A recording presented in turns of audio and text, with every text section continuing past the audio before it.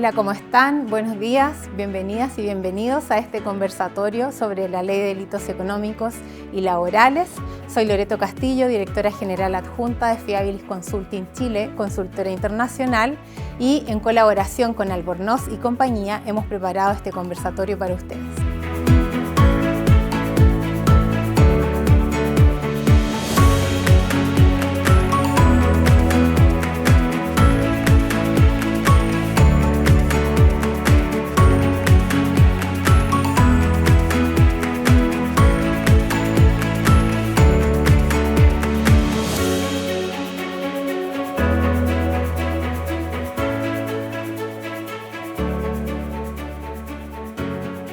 ¿Cómo están? Buenos días, bienvenidas y bienvenidos a este conversatorio sobre la Ley de Delitos Económicos y Laborales, alcances y consecuencias para las empresas, organizado por Fiabilis Chile, Albornoz y compañía.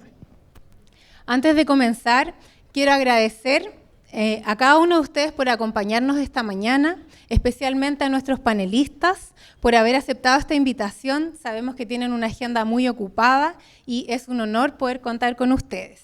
Agradecemos también a nuestros clientes, gerentes, socios fiscales y áreas estratégicas que nos acompañan esta mañana en representación de importantes empresas y gremios, y a cada uno de nuestros patrocinadores, quienes son la Asociación de Proveedores Industriales de la Minería Primin, que actualmente integra a 121 empresas nacionales e internacionales, las cuales en conjunto dan empleo directo a 170.000 personas e indirecto a más de 350.000.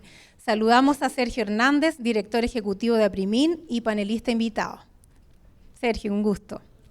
También la Asociación Gremial de Empresas de Servicios Transitorios AGES, quienes representan y reúnen a 28 empresas prestadoras de servicios de recursos humanos. Actualmente cuentan con más de 300.000 trabajadores al año y ayudan a fomentar la creación de empleo y la inserción laboral. Saludamos a Alfred Butchitz, gerente general. Alfred, muchas gracias. La Asociación de Exportadores de Chile Soex y Agrocap, quienes cuentan con más de 350 empresas, productoras y exportadoras de fruta, asociadas a sus diferentes programas con más de 450.000 empleos para personas durante el año. Saludamos a Francisco Albornoz, gerente de Fomento Productivo. La Cámara Española de Comercio en Chile, Camacoes, desde el año 1919 en Chile, con el fin de potenciar los objetivos de sus más de 300 empresas. Y finalmente a Teamwork, empresas con más de 25 años de experiencia en recursos humanos. Sus especialidades son las áreas de outsourcing, servicios transitorios, reclutamiento y selección, payroll y capacitación. Saludamos a Gonzalo Rivera, gerente general. Bienvenido, Gonzalo. Y queremos hacer una mención especial a nuestro patrocinador, la Asociación de Proveedores Industriales de la Minería Primin, ya que este conversatorio será transmitido a través de su canal de YouTube, Aprimin TV. Les recuerdo a los asistentes que al término de este conversatorio habrá un espacio para que hagan preguntas y otro espacio para networking. Para quienes no me conocen, me presento, soy Loreto Castillo, directora general adjunta en Fiabilis Chile, consultora internacional de recursos humanos, experta en optimización de costos laborales. Ayudamos a las empresas a que sean más rentables y eficientes a través del análisis de la nómina de trabajadores, generando ingresos y ahorros constantes para las empresas. Junto a Marcelo Albornoz, panelista y socio de Albornoz y compañía, abogados expertos en diversos ámbitos de la legislación laboral y mejores prácticas de relaciones laborales, hemos preparado este conversatorio especialmente porque uno de los impactos de esta ley es que agrega nuevos delitos que afectan directamente a las empresas y las personas.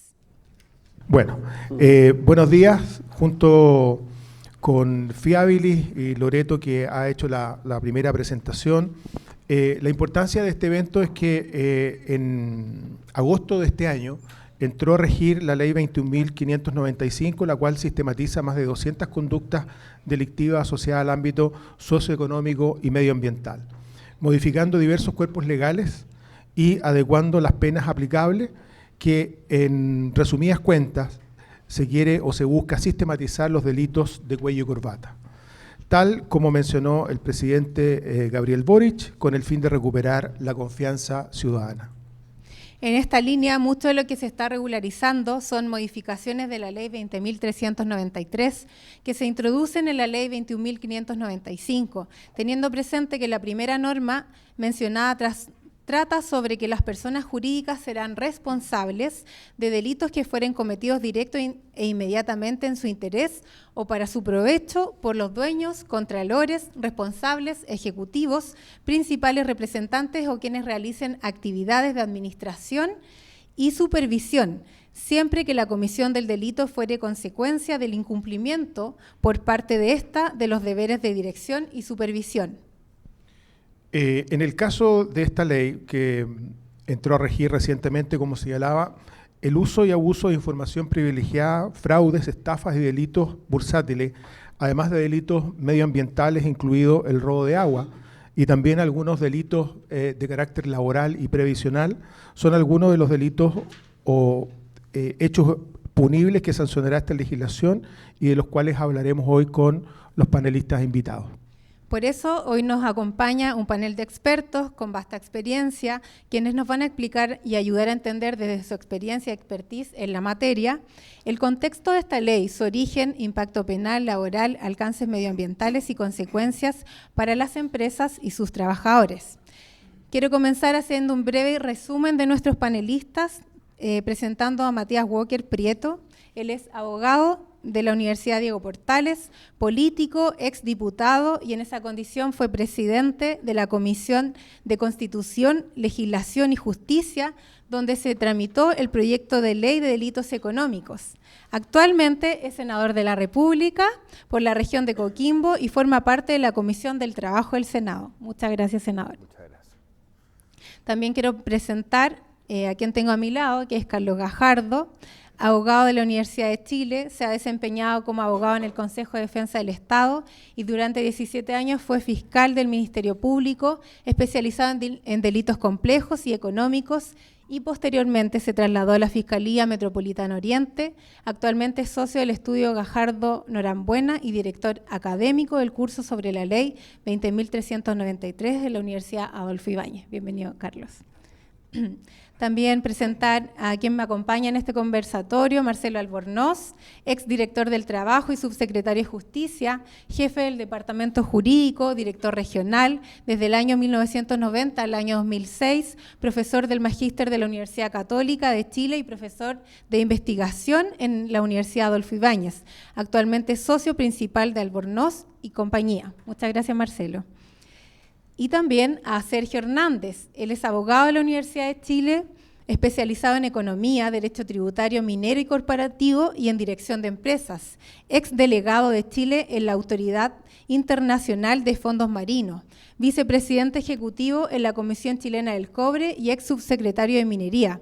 Fue director del Banco Internacional y de Compañías de Seguros, actualmente director ejecutivo de la Asociación de Proveedores Industriales, APRIMIN. Muchas gracias, Sergio.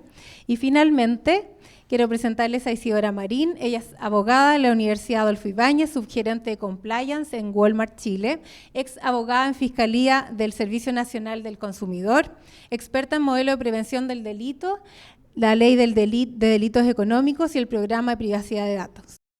Muchas gracias, Isidora. Y bueno, para comenzar, queremos comenzar con el precursor de esta ley, que fue, como ustedes bien saben, Matías Walker, y senador de la República, siendo además a quien correspondió liderar este proceso como presidente de la Comisión de Constitución. Quisiera que nos dieras el contexto sobre la promulgación de esta ley y abordar los principales antecedentes, objetivos y limitantes con los que te encontraste en el transcurso del desarrollo de esta ley. Bueno, primero, muy buenos días, muchas gracias por la invitación, especialmente a Marcelo Albornoz, que me había comprometido hace mucho tiempo, felicitarlos por la convocatoria, realmente extraordinaria, ha despertado mucho interés en la entrada en vigencia de la nueva ley de delitos económicos, que tiene una historia bien particular. Carlos Gajardo me comentaba que, bueno, ayer se cumplió un aniversario del estallido social y comentábamos que esta ley comenzó a forjarse antes del estallido social. Nosotros veíamos que de alguna manera había una sensación en la opinión pública de que había dos clases de justicia. Y no quiero utilizar una frase cliché que a veces se dice que hay una justicia para pobres y otra justicia para ricos, pero efectivamente había un diagnóstico que había que actualizar nuestra legislación penal en materia de delitos económicos. Como ustedes saben, tenemos un código penal del siglo XIX muy enfocado en los delitos contra la propiedad, en los delitos contra la vida, pero había una serie de normas dispersas en materia de legislación económica contenida en cuerpos legales distintos que no tenían una sistematicidad. Y por eso este proyecto, que sistematiza todos los delitos económicos y atentados contra el medio ambiente y extiende la responsabilidad penal de las personas jurídicas, no nace solamente el 2018 de este trabajo con destacados académicos. Yo siempre los nombro porque además el tiempo que le dedicaron a este proyecto fue extraordinario. Antonio Bascuñán, Javier Willeman de la Universidad Adolfo Ibáñez, Gonzalo Medina de la Universidad de Chile, Héctor Hernández de la Universidad Diego Portales, Verónica Rosenbluth, Javier Londoño, un grupo muy importante de académicos que participaron de este esfuerzo, que tenía sus antecedentes previos en un anteproyecto de reforma al Código Penal del presidente Ricardo Lagos, después de la presidenta Bachelet y después del presidente Piñera.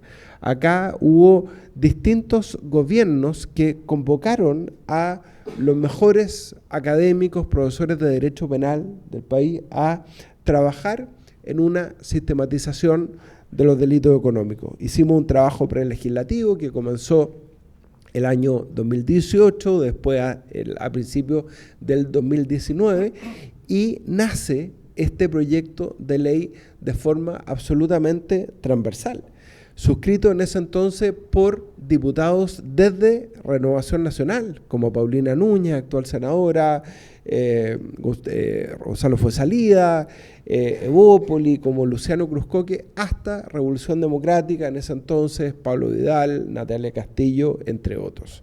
Y claro, yo tuve la suerte que, como decías tú, que me tocó presidir la Comisión de Constitución de la Cámara de Diputados, y no era fácil, porque, como ustedes ven, es una ley con muchos artículos, con muchas páginas, creo que eran 600 páginas el comparado. Y recuerdo como anécdota, por ejemplo, el presidente Gabriel Boric, tú señalabas las palabras del presidente cuando le tocó promulgar esta ley, que además fue muy generoso en los reconocimientos. Era parte de la Comisión de Constitución de la Cámara de Diputados cuando tramitamos el proyecto. Y a veces me reclamaba, porque eran demasiadas las sesiones y las horas que teníamos que dedicar a este proyecto. Piensen ustedes que entre medio estábamos con la reforma constitucional que habilitó el primer proceso constituyente. O sea, fue un tiempo legislativo muy intenso, y a pesar de eso dedicábamos cientos de horas a este proyecto, que fue aprobado por casi unanimidad de la Cámara de Diputados. Fue un proyecto muy transversal y por la unanimidad del Senado. Pocos proyectos de ley logran ser aprobados por unanimidad. Y digo esto porque he escuchado después de la publicación, curiosamente, de la ley después de 5 años, muchas críticas, como que este es un proyecto antiempresarial, que este es un proyecto que trata de perseguir a los emprendedores. Y yo les hago una pregunta. ¿Ustedes creen que un proyecto que fue suscrito con esta transversalidad, aprobado por unanimidad del Congreso Nacional, después de escuchar a los mejores académicos, después de escuchar a todos los organismos técnicos especializados, la Comisión de Mercado Financiero, la Fiscalía Nacional Económica, el Servicio de Impuestos Internos, es un proyecto antiempresarial? Muy por el contrario. Es un proyecto que protege la libre competencia, favorece a las empresas que lo hacen bien, a las empresas que no hacen trampa, a las empresas que utilizan el fair play en sus negocios. Y quiero aprovechar de derribar algunos mitos que se han instalado. Por ejemplo, yo he escuchado incluso de abogados, abogados y académicos que fueron invitados a participar en la elaboración de este proyecto de ley y que dijeron, mire, no gracias, no quiero participar, ustedes están muy bien asesorados, no es necesario que participemos. Críticas absolutamente injustificadas. Por ejemplo, se ha dicho que la ley de delito económico establece una suerte de responsabilidad objetiva de los gerentes y los directores de la empresa por hechos de terceros. Eso es falso. Eso no es así. En el proyecto y particularmente en su aprobación en el Senado, piensen ustedes que ahí teníamos mayoría de Chile Vamos, se estableció expresamente la exigibilidad del dolo directo del elemento intencional al tipificar los delitos cometidos por gerentes y directores. O sea, ellos no responden, salvo en algunos delitos culposos respecto de los atentados al medio ambiente, pero en general, respecto a todos los delitos económicos probablemente tales, responden cuando hay dolo directo por parte del gerente o el administrador. Se ha dicho, no, es que, miren, ahora nadie va a querer ser director de empresa, de sociedad anónima. Dudo que eso ocurra. Pero porque creen que va a haber una suerte de persecución, de responsabilidad objetiva. Eso no es así. Los directores son los administradores de la sociedad anónima y particularmente la sociedad anónima abierta. Recordemos que la ley de delito económico no se aplica a las pequeñas empresas, se aplica a las empresas medianas y a las grandes empresas y responden cuando hay dolo directo. Se ha dicho que este proyecto extiende la responsabilidad de los directores y los gerentes. No es así. Lo que pasa es que establece un sistema especial de determinación de penas, como les van a explicar los expertos que se los van a explicar mucho mejor que yo. Y por lo tanto, se crean atenuantes y agravantes especiales que tienen que ver con la forma efectiva de cometer este delito, con el tipo de delitos que son delitos cometidos dentro del ámbito de la empresa. Por eso se llaman delitos económicos. Y obviamente, claro, hay agravantes calificadas y muy calificadas y atenuantes calificadas y muy calificadas que tienen que ver con la forma especial de comisión de estos delitos dentro del ámbito de la empresa. ¿Y qué es lo que pasa? Que, por ejemplo, un gerente de una empresa que se colude con otros gerentes para aumentar el precio de un bien, de un servicio básico para la población y que afecta a un grupo más vulnerable de la población, que son agravantes y agravantes muy calificadas que establece el proyecto. Pensemos, por ejemplo, en la colusión de las farmacias, la colusión de los medicamentos. Bueno, ahí obviamente hay agravantes y hay agravantes muy calificadas que pueden hacer aplicable penas efectivas privativas de libertad porque esa persona no va a poder invocar irreprochable conducta anterior, que está pensado sobre todo para delitos contra la propiedad, como el robo, el hurto, la estafa, etc. Y también se establecen atenuantes calificadas y muy calificadas, como la colaboración eficaz, ¿no? Y ahí se establece también respecto a la responsabilidad de las personas jurídicas, que ustedes van a poder explicar con más detalle, un eximente de responsabilidad penal para las personas jurídicas por adoptar adecuadamente los modelos de prevención del delito, los modelos de compliance. Esto fue bastante discutido en el proyecto de ley. Algunos diputados, por ejemplo, legítimamente, recuerdo el diputado, por ejemplo, socialista Leonardo Soto, decía que él no era partidario de establecer eximente de responsabilidad a las empresas que adoptan modelos adecuados de compliance, sino que un atenuante. Finalmente, quedó como eximente de responsabilidad penal. ¿Por qué?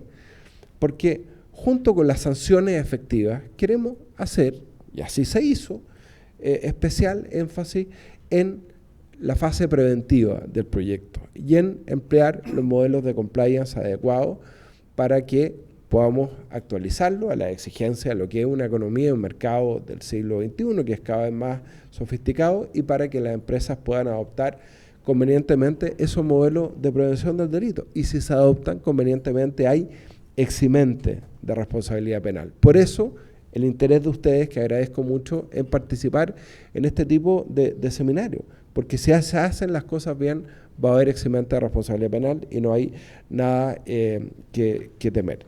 Finalmente, y para cerrar el tema, ¿no? y esta parte introductoria, ¿por qué nosotros establecimos una entrada en vigencia ulterior, posterior, y le dimos más tiempo a la entrada en vigencia de algunos aspectos de la ley, como precisamente dice relación con la adopción del modelo de prevención del delito, para darle espacio a esto, ¿no? A que las empresas se pudieran preparar? Hay una tremenda oportunidad para la academia, para ustedes los especialistas, así que por eso agradezco mucho el interés.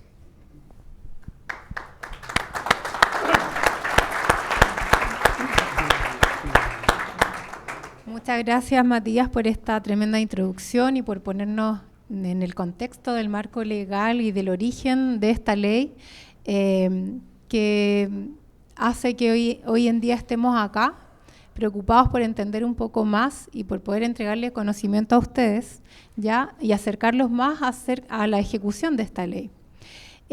Carlos, a partir de tu rol y experiencia como exfiscal especializado en delitos complejos y económicos, además de tu especialización en la ley 20.393, se ha mencionado sobre establecer que el compliance officer acompañe a la directiva de las empresas para evitar algún asunto legal, dando mayor énfasis a lo que es el compliance, algo que tendrá un rol importante con la aplicación de esta ley. ¿Cómo se podrá realizar el desarrollo efectivo de esta función? Bueno, lo primero es agradecer la invitación. Comparto todo lo que ha dicho el senador en cuanto a la importancia de tener este tipo de reuniones para ir haciendo cada vez más conocida la ley y que se logre su objetivo, porque yo, si tuviera que decir qué temo con esta ley, yo tengo el temor contrario, ¿no? Porque hay mucho temor de que sea esta una ley muy draconiana y se han generado, coincido, temores infundados en su aplicación. Pero yo tengo el temor contrario. Tengo el temor, como muchas veces sucede en Chile, de que cambiemos todo para que nada cambie, ¿no? Y esto lo digo porque hemos tenido experiencias con modificaciones anteriores, legales, que han parecido ser muy novedosas y que han terminado siendo bastante poco efectivas. Pongo un ejemplo cortito. El año 2016, en el Congreso se aprueba la ley que criminaliza la colusión, y entonces se dice, por fin en Chile va a ser delito el que se colude, de aquí en adelante los que se coluden se van presos. 2016. Estamos en el año 2023. No es que no haya habido nadie preso. No hay ni siquiera un proceso penal iniciado por colusión. Y supongo que en estos 7 años alguna colusión tiene que haber existido por ahí, supongo, sin ser extraordinariamente mal pensado. Y con esto lo que quiero decir es que la ley es muy buena, a mí me agrada mucho cómo está redactada, pero es fundamental cómo los actores la comiencen a aplicar, a entender, a ejecutar, y cuando hablo de actores me refiero a todos, ¿no? Los jueces, los fiscales, por supuesto, pero los abogados, las empresas, los directorios, etcétera, ¿no? Porque la ley tiene una serie de normas que, como decía el senador, ¿quién mejor que él para decirlo, ¿no? Gran impulsor de esta normativa, que lo que buscan finalmente es que aquellos casos graves de delitos económicos, y reitero, graves, terminen con penas proporcionales, y eso es lo que uno pide, ¿no? Esta ley no está pensada para castigar errores menores o cosas que suceden en sectores de menor importancia, está pensada para sancionar efectivamente los delitos graves. Y para eso se establece una serie de formas de que ello opere, ¿no? Primero, la ley determina cuáles son esos delitos económicos, y entonces hay un listado, ¿no es cierto?, de hechos a los que les damos esta categoría de delitos económicos. Luego decimos además que lo vamos a circunscribir a las medianas y grandes empresas, no nos interesa las empresas pequeñas y micro, para esas empresas rige, no es que no existan delitos, rige la normativa normal, actual. Y entonces, para estos delitos determinados que ocurren en el contexto de empresas grandes y medianas, establecemos un sistema distinto de atenuantes y agravantes, y establecemos un sistema distinto de aplicación en que se elimina la ley 18.216, ¿no? Eso es básicamente.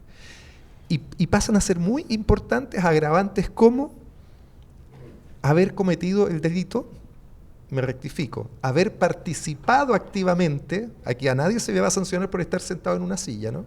Haber participado activamente en la perpetración de un delito teniendo un alto cargo dentro de la institución, ¿no? Esa va a ser un agravante especial que como agravante aumenta la pena, pero que además, y esto es lo importante, dificulta enormemente que esa persona pueda acceder a una pena en libertad, porque eso se constituye en un agravante muy calificada. ¿Significa eso que de ser considerado culpable sí o sí va a ir a la cárcel? No necesariamente, porque hay también atenuantes muy calificadas, como la cooperación eficaz, que pasa a tener un rol muy distinto, ¿no? Y por lo tanto una persona que está en esta situación probablemente va a tener un gran interés en cooperar, y como la mitigación del daño, la prevención del daño, que también pasa a ser una atenuante muy calificada importante. Entonces la ley lo que está pensando es aquellos casos graves cuando participen activamente personas de los altos niveles de la organización, probablemente van a terminar con penas de cárcel, salvo que esa persona o mitigue los daños o coopere eficazmente en la resolución del caso. Me parece un sistema muy bien pensado, pero este sistema tiene que aplicarse, ¿no? Y entonces va a ser importante cómo la Fiscalía interpreta estas normas, persigue estas normas, capacita a sus funcionarios, va a ser importante cómo las empresas entienden este sistema, y va a ser muy importante sin duda cómo los jueces califican la existencia de atenuantes o agravantes, porque si de alguna manera, pongo el ejemplo con el irreprochable conducta anterior, ¿no? El irreprochable conducta anterior, que desaparece para este tipo de delitos, si aplicara estrictamente, uno quizás debiera exigir que una persona tuviera en su vida, con antecedentes que hubiera que acreditar, una conducta anterior exenta de reproche.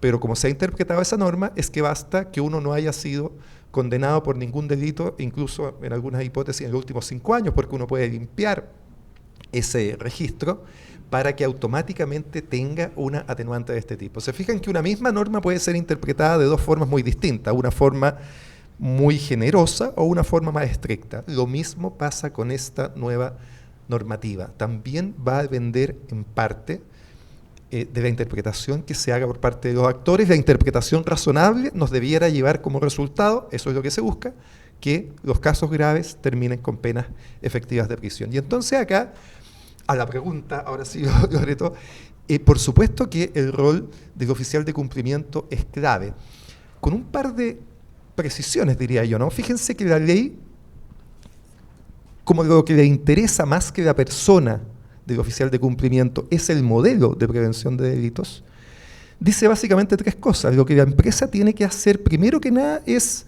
identificar los riesgos en la empresa, ¿no? Lo primero que uno tiene que hacer, ¿quiere hacer un modelo de cumplimiento en su empresa? ¿Quiere prevenir los delitos? Bueno, siéntese y en su empresa específica identifique los riesgos que esa empresa tiene. Eso no es una cosa estándar. Tenemos que sentarnos, conversar con la gente, analizar el sistema, ver el modelo, etc. Luego de identificar esos riesgos, establezca procedimientos, ¿no es cierto?, para que esos riesgos no se concreten. Procedimiento y protocolo, la segunda pata. Y una vez que tiene establecidos los procedimientos y los protocolos para que no se produzcan esos delitos, esos riesgos que identificamos, establezca responsables de cada uno de esos procesos que usted estableció para que no se produjeran esos delitos. Recién ahí entra la figura de la persona, y la ley no habla de singular, ¿no? Habla de responsables. Entonces te da la idea de que podrían ser varias personas que estuvieran a cargo de cada uno de estos procesos. Quizás pudiéramos tener una figura más colectiva. Yo creo que igual en la práctica esto va a decantar en que las empresas van a tener un solo responsable que coordine a distintos responsables de esos procesos, ¿no? Yo creo que por lo tanto vamos a seguir teniendo un encargado, un gran encargado, quizás un primo inter pares o algo semejante, pero una persona que tenga la responsabilidad final. Y por cierto, el sistema exige que la relación de ese encargado, de ese responsable o de esos responsables con la administración sea mucho más intensa de lo que ha sido hasta ahora, ¿eh? Sea un acompañamiento, una relación mucho más intensa con la gerencia y con el directorio. La ley anterior decía, tiene que tener acceso al directorio, ¿no es cierto?, a la administración, y establecía una periodicidad, una vez al semestre por lo menos. La ley actual no lo dice, la nueva ley no lo dice, ¿no?, porque entiende que en esto probablemente no es bueno tener especies de checklist. Hay una deliberada decisión, diría yo, ¿no?, de no tener un checklist, de que la empresa diga ya cumplo y perfecto. No. Si es necesario una vez al semestre, está bien. Si es necesario mayor periodicidad, habrá que verlo en la empresa. Pero por cierto, es necesario que los responsables estén interactuando de manera bastante permanente con la administración de la empresa, con la gerencia, con el directorio, porque además, como nuevo requisito para entender que tenemos un modelo de prevención de delito, es que esta implementación sea efectiva, y con eso, sobre todo, se está refiriendo a que tiene que ser un modelo con retroalimentación, con que las deficiencias que se vayan advirtiendo vayan siendo corregidas, que sea un proceso dinámico.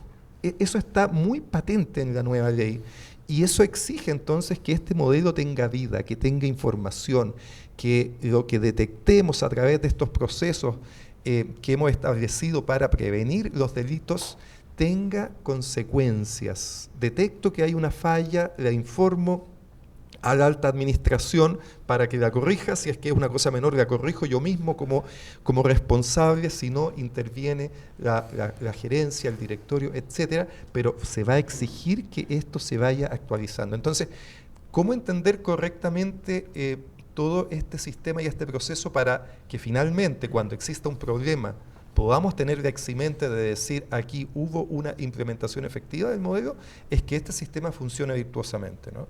Que exista una adecuada identificación de los riesgos, un establecimiento de protocolos y procedimientos en los procesos que identificamos, encargados que efectivamente supervigilen que eso esté ocurriendo y que toda esta información fluya y se vaya retroalimentando para corregir las fallas que el sistema tenga. Así creo yo que es la interpretación que debemos darle al rol, sobre todo del oficial de cumplimiento y del modelo en su conjunto. Perfecto. Hablaste sobre las sanciones. Nos mencionaste respecto a las sanciones, que serán muy distintas, y cuáles serán y de qué tratan las sanciones por las que podrá pasar tanto una persona natural como una persona jurídica. Pero, ¿qué pasa si las comete un empleado o un gerente? Entonces, la diferencia entre las sanciones, ¿nos podrías comentar un poco más sobre eso? Aquí la clave, diría yo, está en que se cambia completamente. Fíjense que esta no es una ley que suba las penas, porque yo creo que los legisladores se convencieron que no era ese un buen camino. Y lo pongo con un ejemplo bien concreto. Uso de información privilegiada. Tradicionalmente era un delito que en Chile tenía una pena, yo no diría baja, sino que un rango de pena demasiado extenso, que iba del presidio menor en su grado mínimo al presidio menor en su grado máximo. Presidio menor en cualquiera de sus grados, más bien. Y entonces, después del estallido social, el presidente Piñera envía un proyecto al Parlamento para una especie de agenda antiabusos, y una de las cosas que dicen es: vamos a aumentar la pena de uso de información privilegiada, y efectivamente se aumenta el año 2021. Y la pena sube del presidio menor en su grado medio, desde 541 días, hasta el presidio mayor en su grado mínimo, hasta 10 años. Uno dice, wow, es un aumento importante, ¿no? Aumenta y la pena puede llegar hasta los 10 años. Pero esos marcos penales, la verdad, son mentirosos, porque parten en 541 días y llegan hasta los 10 años. En general, una persona que usa información privilegiada tiene irreprochable conducta, y por lo tanto parte con un atenuante. Esa causa lo más probable es que va a terminar con una pena de 541 días y por lo tanto la persona en libertad. Tenemos un ejemplo muy reciente donde se aplica la nueva ley del año 2021, muy probablemente, en caso de ser condenado, debiera tener esa pena, ¿no es cierto?, una pena en libertad. Y entonces vuelve a quedar la insatisfacción que casos graves no terminan con presidios efectivos. En esta ley se cambia ese paradigma y se dice, mire, dejémonos de leceras, no subamos más las penas, eso no tiene sentido, establezcamos un sistema en que la libertad, la forma de cumplimiento de libertad no sea automática. No que a usted lo condenen y por no tener una condena previa, eso no significa automáticamente que usted se va a ir a la casa, haya hecho lo que haya hecho. Correctamente, uno de los eslogans de esta ley fue decir, se terminan las clases de ética, ¿no? Por un caso, de nuevo, muy famoso, que terminó con clases de ética, con una condena, por supuesto, en libertad, 4 años, más clases de ética, ¿no? La sensación con que queda es, aquí no pasó nada. Por eso digo, el propósito deliberado de esta ley es que los casos graves terminen con sanciones efectivas. ¿Y cómo se logra eso? No subiendo las penas, sino que estableciendo agravantes. Y aquí hay 2 agravantes muy calificadas que son fundamentales. La primera ya la decíamos, ¿no? El participar activamente, refuerzo estas 2 palabras, ¿no? Porque aquí no se sanciona por estar sentado en un directorio bostezando y que te estén metiendo goles, digamos. No se sanciona la negligencia, ¿eh? Una persona puede ser un mal director o un mal gerente por su negligencia, porque es flojo, porque no tiene las capacidades, por lo que fuere. Eso no lo convierte en un delincuente. Va a ser sancionado si participa activamente y va a tener la agravante si participa activamente en la comisión de un delito. Y hay una segunda agravante además que tiene que ver, muy calificada, que tiene que ver con los montos. Cuando los montos son especialmente altos, 40.000 UTM si no me equivoco, eso pasa a ser también constitutivo de una segunda agravante muy calificada. Eso está muy bien pensado. Los casos graves de alto impacto económico y cometidos por altas personas dentro de una institución tienen que estar sancionados más severamente. Esas son las 2 agravantes muy calificadas más importantes. Hay otras que creo que me parece van a tener menor aplicación. Pero junto a esto se establecen también al menos 2 atenuantes muy calificadas importantes. La cooperación eficaz, que es algo que como ex integrante de la Fiscalía yo diría que los fiscales añorábamos, ¿no? Tener una herramienta de negociación más poderosa en un proceso investigativo, porque además de ser una atenuante muy calificada, pasa a tener el fiscal un rol clave en ella. Si el fiscal dice que usted cooperó eficazmente, eso no lo puede discutir nadie, ni siquiera el juez. Y entonces el poder que tiene el fiscal para negociar es muy alto.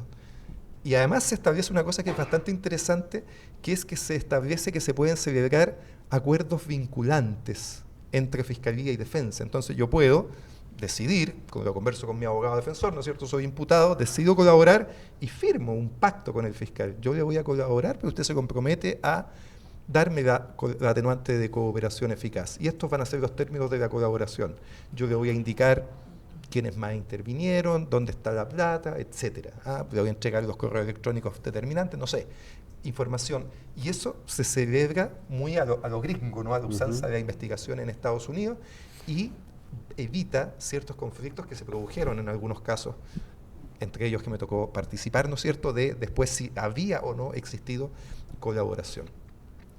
Y por lo tanto, a la pregunta, Loreto, efectivamente, 2 personas que participan en un delito, pero uno con un rango superior dentro de la organización y otro con un rango menor, van a tener distinta sanción porque uno va a tener una atenuante, una agravante y el otro no, y además la forma de cumplimiento va a ser distinta dependiendo de esa circunstancia. ¿Es esto injusto? Esto fue lo que se cuestionó o se intentó cuestionar en el tribunal como un atentado a la igualdad ante la ley, ¿no? Se dijo, pero ¿por qué si 2 personas participan en el delito van a tener un tratamiento distinto? Pero me parece, ¿no es cierto?, y que es de sentido común, que en lo absoluto contraría el principio de la igualdad ante la ley, pero es evidente que el que tiene una posición jerárquica tiene una mayor responsabilidad y que tiene que, por lo tanto, ser sancionado más duramente. Al contrario, si esas 2 personas fueran sancionadas idénticamente, creo yo que se contravendría el principio de igualdad ante la ley. Perfecto. Muchas gracias. Y sobre el delito de lavado de activos, es un hecho que también tiene relación y o complementa la ley de delitos económicos. ¿Cuáles serían las principales repercusiones y objetivos que comparten? Mira, en las clases que acostumbro a hacer, yo digo que en el derecho penal económico hay 3 hitos fundamentales que han hecho que en los últimos 20 años el delito económico pase a ser una cosa totalmente distinta de lo que era hace 20 años. En general, el derecho penal económico era una cosa de menor relevancia 20 años atrás, ¿no? Era para el cuento del tío, para ese tipo de conducta. Pero en los últimos 20 años han pasado 3 cosas. Una es la ley 20.393, ¿no? Por primera vez se incorpora la responsabilidad penal de la persona jurídica, eso pasó en el 2009, y cambió el paradigma con lo que estudiamos nosotros en la universidad, ¿no? Que se nos enseñó la sociedad no delinque, ¿eh? como principio clave. Los que delinquen son las personas naturales. Eso que viene desde el derecho romano se elimina en el 2009 y se dice, no, la sociedad también puede delinquir. Y si bien la ley 20.393 se inició tímidamente, más como un compromiso que como una decisión, un compromiso de que Chile ingresara a la OECD, el desarrollo que ha tenido la ley 20.393 hoy día la hace ser una ley muy importante. Se ha modificado en esa parte muy importantemente el derecho penal económico. El segundo hito es el lavado de activos, voy ahí, y el tercer hito es esta ley, la ley 21.595, que cambia la forma. Pero la ley del lavado de activos es otro hito relevante en el derecho penal económico, porque ustedes son muy jóvenes, pero la ley de lavado de activos en el año 95, que es cuando se incorpora en nuestro país, solo se aplicaba a tráfico de drogas. Entonces, decir traficante y decir lavado de activos era lo mismo, ¿no? Tuvimos el famoso caso en esa época del Cargo Carrera, ¿no? Que era un traficante, que fue cuando por primera vez se aplicó la ley de lavado de activos. Y ahí quedó esta estigmatización, que solamente el traficante lavaba. Pero hace 20 años se dicta la ley 19.913, el año justamente 2003, así que cumple a fin de año 20 años esa norma. Se crea la UAF hace 20 años, que, dicho sea de paso, senador, hay que potenciar la UAF, ¿no? Hay un proyecto ahí que está en trámite, la UAF tiene 75 personas. Cualquiera de las Big Four en Santiago, ¿no es cierto?, tiene más de 1.000 empleados. La UAF, que debiera ser nuestra Big Four, tiene 75 empleados. Es absurdo, tiene que fortalecerse. Bueno, se crea la UAF y por primera vez el delito de lavado de activos comienza a tener delitos de cuello y corbata distintos al tráfico. Se incorporan delitos de corrupción, comienzan a incorporarse otros delitos. El 2015, otra modificación importante, se incorpora la estafa como fuente de lavado de activos, se incorpora el contrabando como fuente, como delito base de lavado de activos, y sucesivamente se van incorporando distintas conductas y se aumentan los sujetos obligados. Tuvimos recién una modificación en mayo, la ley 21.500 y algo, que incorpora como sujetos obligados a las automotoras, los vendedores de joyas, los vendedores de caballos fina sangre, los vendedores de armas, y hoy día uno analiza el listado de sujetos obligados por la ley de lavado de activos y es un listado enorme. Básicamente todas las actividades hoy día están obligadas a reportar operaciones sospechosas. Además, se ha propuesto, no se ha avanzado en eso, pero se ha propuesto incluso que profesiones liberales sean sujetos obligados, abogados y contadores, ¿no? Y que si detectan operaciones sospechosas tengan obligación de reportar. Además, en el lavado de activos se castigan las figuras culposas. Es uno de los pocos delitos que no solo se sanciona si usted lo comete dolosamente, sino que también se sanciona si usted lo comete con negligencia inexcusable. Y por si fuera poco, el lavado de activos es uno de los delitos que genera responsabilidad penal en la empresa, en la persona jurídica.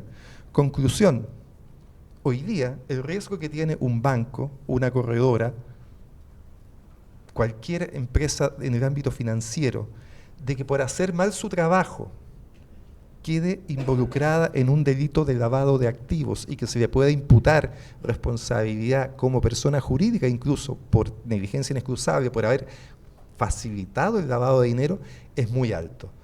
Estos tres hitos, ley 20.393, la expansión que ha tenido la ley de lavado de activos y la nueva ley 21.595 han cambiado tremendamente la manera en que entendemos el derecho penal económico en nuestro país, y yo creo que las tres normas y las tres modificaciones son buenas noticias. Muchas gracias, Carlos. Y para cerrar este bloque de preguntas hacia ti, nos queda una última pregunta, es sobre esta ley. Es una de las que acompañará a otras que ya existían, como tú bien lo mencionabas, y que regulariza este tipo de sanciones, como lo es la ley 20.393, la cual establece la responsabilidad penal de las personas jurídicas. ¿Se podrán o cómo se complementarán ambas normas? ¿Cuáles serán los principales desafíos de las empresas para poder cumplir esta ley? Bueno, efectivamente la ley 20.393 sufre una serie de modificaciones importantes con la ley 21.595 que acertadamente a mi juicio han hecho que el Congreso haya dilatado un año su entrada en vigor para las empresas para que se pongan al día en este año, ¿no? Y por lo tanto comienza a regir para las empresas en septiembre del año 2024. ¿Cuáles son las principales modificaciones? Yo diría que son 3 o 4, ¿no? La principal, no sé si la principal, la primera es que aumenta el catálogo de delitos, ¿ah? Piensen que esta ley del año 2009 tenía 3 delitos: soborno, lavado de dinero, financiamiento del terrorismo. 2009. El 2016 se incorpora uno cuarto, receptación. El 2018 se incorporan 4 más: apropiación indebida, el nuevo delito de administración desleal, etc. Y a partir del 2018, cada año, el Parlamento, cada nueva ley que dictaba, ponía también que era generador de responsabilidad de persona jurídica. Entonces llegamos a un catálogo de más o menos 15 delitos al día de hoy. Esta ley, como se ha dicho ya, amplía este catálogo a más de 200. Yo creo que en el futuro probablemente se elimine el catálogo y se diga la ley, la empresa va a responder de cualquier delito que ocurra en su interior con un apellido, que lo tiene la ley actual, en el marco de su actividad. ¿Ah? No una cosa que sea tangencialmente, que ocurra tangencialmente, circunstancialmente, no. En el marco de su actividad, como lo dice hoy día la normativa. Porque eso es importante, ¿no? El delito, para que la empresa responda, tiene que ocurrir en el marco de su actividad. Esa es la primera gran diferencia. Se amplía de manera importante este catálogo de delitos. Y hay una segunda diferencia que yo creo que es fundamental para que la ley se aplique mucho más, porque fíjense ustedes que la ley tiene 14 años, del 2009 al 2023, 14 años, pero básicamente, a pesar de que hay 15 delitos posibles de generar responsabilidad, todas las investigaciones que lleva adelante el Ministerio Público y que han terminado con condena han sido por un solo delito, por el delito de soborno. Todas las investigaciones, no tenemos condenas ni por financiamiento del terrorismo, ni por lavado, ni por receptación. Hay una condena de la ley nueva también por ley de pesca, ¿no? Por una situación, una empresa que fue sancionada en Coquimbo, del Mar se llama, ¿no es cierto?, por haber vendido, procesado locos que estaban en veda. Pero todo el resto es soborno. ¿Y eso por qué? ¿Es que acaso la Fiscalía tiene una predilección por investigar estas causas? No, porque el requisito, lo decía al comienzo Loreto en la presentación, el requisito que tiene la ley hoy día es que el delito se haya cometido en beneficio de la empresa, ¿no? Entonces, si el delito beneficia a la empresa es responsable. Bueno, una noticia complicada para los oficiales de cumplimiento: ese requisito desaparece. A partir del 2024 no es necesario, es indiferente si el delito beneficia o no a la empresa. Lo importante es que el delito ocurra en el marco de su actividad. Y por lo tanto, por ejemplo, delitos de carácter ambiental, donde se produce un derrame, ¿no es cierto?, en el mar, ¿beneficia eso a la empresa? De ninguna manera, ¿ah? Con la normativa anterior, la empresa no podría ser perseguida, pero como ese requisito se elimina y basta entonces ahora que sea un delito que ocurra en el marco de su actividad, sí va a poder ser perseguida. Yo diría que ese cambio es fundamental para que efectivamente nuevos delitos provoquen responsabilidad, generen responsabilidad en la persona jurídica. Hay una diferencia adicional en lo que hemos hablado de que de alguna manera la ley elimina este checklist y establece, le da de alguna manera mayor libertad a la empresa para tener su propio ordenamiento, su propio modelo, y hay una diferencia final importante, diría yo, en las sanciones, de 2 puntos de vista. Aumentan las sanciones de las multas, porque se genera un nuevo sistema de cálculo de esas multas. Ya no está establecido en la ley un número fijo, sino que se establece la sanción llamada día multa, en que la sanción va a depender de los ingresos que tenga la compañía. A mayor ingreso, su multa va a ser mayor. A menor ingreso, su multa va a ser menor. Muy sensato, ¿no? Hoy día tenemos una situación bastante absurda, que empresas con grandes ingresos son sancionadas administrativamente, pero también esta ley a sanciones que son insignificantes. Un ejemplo: ustedes saben que SQM fue perseguida por ley de responsabilidad penal de persona jurídica, una investigación que me tocó iniciar. Pues bien, esa causa la Fiscalía, incorrectamente a mi juicio, la terminó con una suspensión condicional, decidió no ir a juicio, suspensión condicional, y SQM tuvo que pagar en multas aproximadamente $4 millones. SQM ese año había tenido ganancias por $500 millones. Ese año, porque no estoy hablando de años del litio, ¿no? Que ya las ganancias se dispararon, muy bien por ellos, pero evidentemente una multa que es menos del 1% de las ganancias anuales, es una multa insignificante, no cumple el sentido de prevenir delitos futuros. Entonces ahí hay una modificación importante, y la última modificación importante en materia de sanciones es que se establece una nueva sanción, que es el establecimiento de un supervisor, a una persona que el juez determina para que se meta en la compañía a mirar que el sistema, el modelo de prevención de delito, a instar porque el modelo de prevención de delito funcione adecuadamente. Me parece que todas las modificaciones que se incorporan son importantes y hacen hoy día más que nunca necesario que las empresas se tomen en serio esto, porque las sanciones que se van a aplicar van a ser mucho más altas por multas, pero además la posibilidad de que una empresa sea investigada también va a ser más alta, porque ya no va a ser necesario, como era antes, que el delito haya sido cometido en su beneficio. Perfecto, muchas gracias, Carlos, por la aclaración.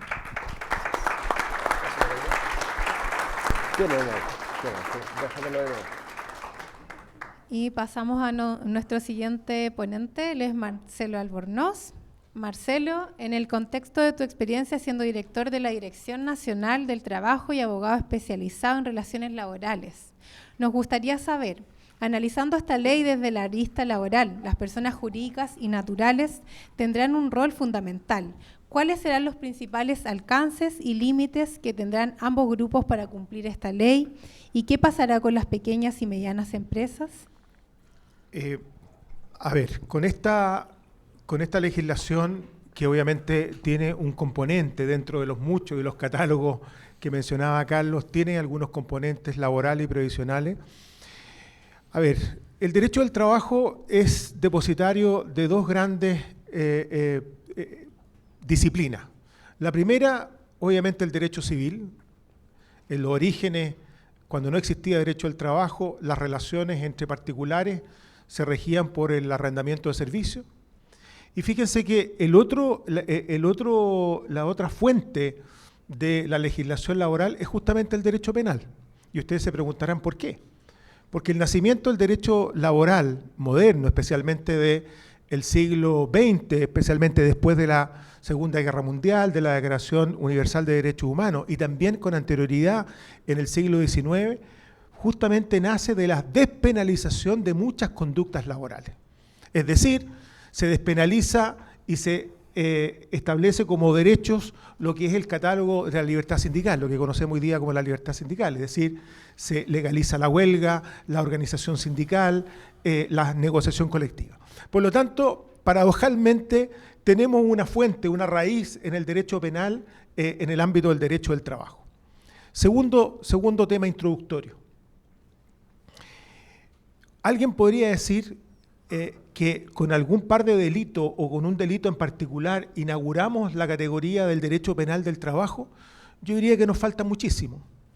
En otras legislaciones comparadas, especialmente la legislación española, que siempre es uno de los principales referentes europeos nuestros, existe un catálogo especial en el Código Penal español que data del año 1995, es un código penal bastante reciente y por ende bastante moderno. Hay un capítulo de los artículos 311 y siguientes del Código Penal español que trata específicamente de los delitos contra los derechos de los trabajadores. Y ahí vemos un listado, ahí el senador puede que se entusiasme, por cierto, con este tema, porque evidentemente son legislaciones mucho más avanzadas, en donde tenemos un catálogo de delitos como justamente el abuso laboral, que es un concepto genérico que justamente incorpora esta legislación, delitos contra la discriminación laboral, delitos contra el tráfico de personas, tráfico de migrantes. Fíjense ustedes que en España se castiga penalmente a aquellos que contratan, no trafican, contratan migrantes irregulares. ¿Ya? Es una figura, claro, quizás tiene que ver también con su legislación en materia de migratoria. Hay delitos incluso contra delitos que se sancionan, que aquellos que son conductas ilícitas contra la libertad sindical. Entonces, la verdad que si uno hace una comparación con una legislación mucho más avanzada, mucho más protectora que la nuestra, quizá con esa ley sí, o con ese catálogo, eventualmente con un capítulo especial en el Código Penal, quizás muchas empresas se podrían asustar mucho más que con esta ley de delito económico. Pero la verdad que en este ámbito, lo primero que se empieza a ver en esta materia son delitos previsionales. Los delitos previsionales en España también se legislan y están sancionados en una legislación estrictamente previsional como es la nuestra. Nosotros tenemos hoy día vigente un delito, que es el delito de apropiación indebida, que está establecida en la Ley de Cobranza Laboral y Previsional, la Ley 17.322, y ahora se va a incorporar una nueva norma que es bastante preocupante, que se refiere a una norma que está o va a estar establecida o está establecida en el Decreto Ley 3.500, que señala que aquel que omite o no declara correctamente las cotizaciones previsionales.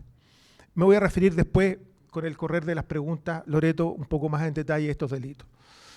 Tú me preguntabas respecto de la experiencia. La verdad que en mi época esto era un tema absolutamente lejano, ¿ya? Del punto de vista de pensar, lo veíamos, lo estudiábamos eventualmente. Hay un libro clásico de Antonio Bailos, que es un catedrático de la Universidad de Castilla-La Mancha, que tiene un libro justamente sobre derecho penal del trabajo. En España hay mucha literatura sobre derecho penal del trabajo. Acá, la verdad que es algo desconocido, por el momento. Digo por el momento porque nadie sabe que más adelante hayan delitos o se tipifiquen delitos en esa materia.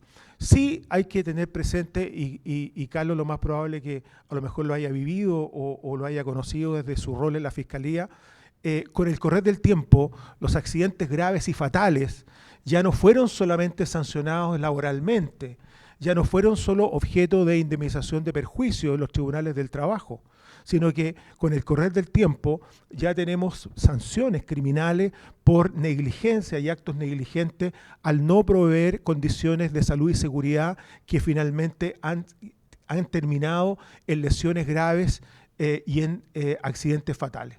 Y en ese aspecto, no solamente la indemnización de perjuicio, sobre todo en el ámbito de los contratistas, lo conversábamos antes de empezar, cómo ha ido aumentando en algunos sectores la siniestralidad, los delitos, los accidentes fatales han ido creciendo.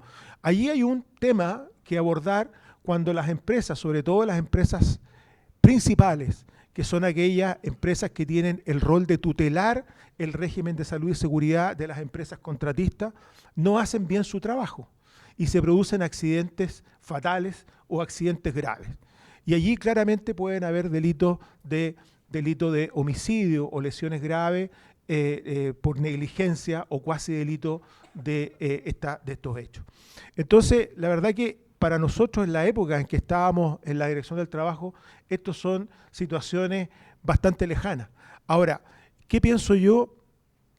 Y quizás, si lo estimas, Loreto, en las otras preguntas que vienen para no abarcar todo de una vez, claramente hay aspectos como el dictamen de la Dirección del Trabajo que salió en agosto del 2023 recientemente, que se sumó a una circular que emitió la Superintendencia de Pensiones, con la única diferencia que el dictamen de la Dirección del Trabajo lo que señala es que en virtud de la obligación del artículo 55 del Estatuto Administrativo, los empleados públicos están obligados a denunciar cualquier clase de delitos que tomen conocimiento en virtud de su ejercicio de su cargo. Por lo tanto, se abre un capítulo incierto de qué va a pasar a futuro en el caso de inspectores del trabajo que en el ejercicio de funciones fiscalizadoras constatan eventualmente algún tipo de delito previsional o también algún delito de abuso laboral, que normalmente estamos acostumbrados que esos delitos los persigue la policía y la fiscalía. Ahí hay un tema que evidentemente se abre como posibilidad de la posibilidad de denunciar. Y respecto de lo que la superintendencia estableció, la superintendencia de pensiones fue mucho más retraída en cuanto a un rol más activo. fue mucho más conservadora y simplemente señala que todos los delitos provisionales son exclusivamente competencia de la Fiscalía y el Ministerio Público. En ese aspecto no se avisora, por lo menos en el texto de la circular de la superintendencia, que ésta va a desarrollar una actividad, va a jugar un rol activo en materia de denuncias. Marcelo, ¿cómo será el correcto proceso de fiscalización y cuáles serán los principales efectos y desafíos que habrá en las competitividades de las empresas el que esta ley funcione de manera correcta? A ver, yo veo dos aspectos. El primero, el que ya mencionaba, es decir, las actividades fiscalizadoras son potencialmente fuente de denuncia de delitos, ¿ya? Todos sabemos que en virtud de sus facultades interpretativas, la Dirección del Trabajo históricamente ha sido un ente regulador, por cierto, sujeto al control jurisdiccional, pero ha tenido un rol regulador y por ende dictamina e instruye. Recordemos que los funcionarios públicos están obligados a cumplir los mandatos que emanan de su jefe superior. En consecuencia, toda la línea de instrucciones que emite el director del trabajo, incluso algunos jefes de departamento, como el jefe de departamento de inspección, son obligatorios para los funcionarios. Entonces, siendo bastante cuidadoso, uno debiera esperar en el futuro cercano que a partir del dictamen haya alguna circular de la Dirección del Trabajo que regule justamente este rol de denuncia. Porque yo no me imagino que la Dirección del Trabajo a nivel de Dirección Superior del Servicio vaya a dejar a la libre, podríamos decir, a los funcionarios para que denuncien lo que ellos estiman del caso, a pesar de que las inspecciones del trabajo, como entes ejecutivos o ejecutores de la labor de la Dirección del Trabajo, son autónomos. Por lo tanto, un inspector del trabajo e incluso un fiscalizador puede perfectamente, a mutuo propio, hacer una denuncia, pero yo no entendería o no creo que pueda suceder que el funcionario, teniendo estas instrucciones de parte del director con el oficio que emitió, no tenga el día de mañana una regulación más específica a través de un instructivo, circular u orden de servicio. Y el segundo aspecto que quería abordar con un poco más de profundidad es más bien la autofiscalización, que tiene que ver con lo que acá tanto el senador Walker como el exfiscal Gajardo lo han mencionado con bastante profundidad, cuáles son los sistemas preventivos a través del modelo de prevención del delito, ¿ya?